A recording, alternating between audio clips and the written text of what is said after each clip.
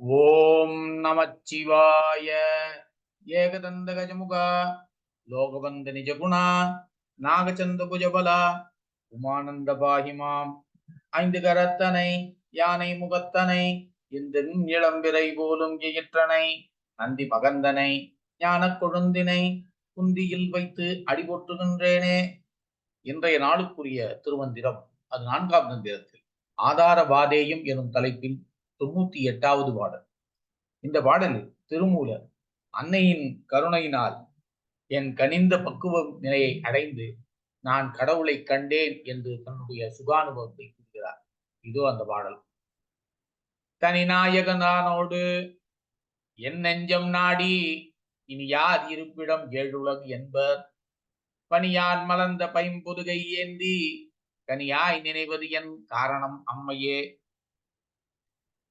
தனிநாயகன் தன்னோடு என் நெஞ்சம் நாடி ஒப்பற்ற தனிப்பெரும் தலைவனான பரம்பொருளான சிவபெருமான் என் உள்ளம் விரும்பி ஏற்று கண்டதற்கான காரணம் இனி யார் இருப்பிடம் ஏழுலகு என்பர்.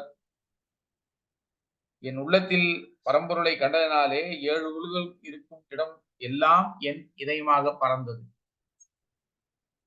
பனியான் மலர்ந்த பைம்பொதுகை ஏந்தி குளிர்ச்சி நிறைந்த அழகிய மலர்களை கையில் ஏந்தி கனிந்த மனத்துடன் அந்த பரம்பொருளான சிவபெருமானை நான் கைதொழு நின்றேன். கனியாய் கனிவது என் காரணம் அம்மையே. இவ்வாறு பரம்பொருளை கைதொழு காரணமானது அன்னையின் கருணை. அவளுடைய கருணையினால் என் உள்ளம் கனிந்த பக்குவ நிலை அடைந்தது. அதனால் அந்த இனிமையான பரம்பொருளான சிவபெருமான் என்னுள் நான் கண்டேன் என்று தன்னுடைய சுபானுபவத்தை இப்பாடலில் கூறுகிறார். இதைத்தான் அவர் தனிநாயகன் தன்னோடு என் நெஞ்சம் நாடி இனி யார் இருப்பிடம் ஏழுலகு என்பர் பனியான் மலர்ந்த பைம்பொதிகை ஏந்தி கனியாய் நினைவது என் காரணம் அம்மையே. ஒப்பற்ற தனிப்பெரும் தலைவனான பரம்பொருளான சிவபெருமான் என் உள்ளம் விரும்பி ஏற்றது. இவ்வாறு ஏற்றதினால் 7 உலகும் இருக்கும் இடமெல்லாம் என் இதயமாக மாறியது.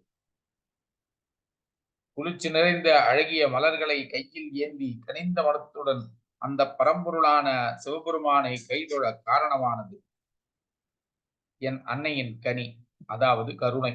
என் உள்ளம் கனிந்த பக்குவ நிலை அவள் தந்ததினால் என் மனதுலே பரம்பொருளான சிவபெருமானை கண்டேன் என்று அன்னையின் கனிந்த அன்பு கடவுளை காட்டியது என்று தன்னுடைய சுபானுபவத்தை கூறுகிறார் திருமூலர். ஓம் நமச்சிவாய.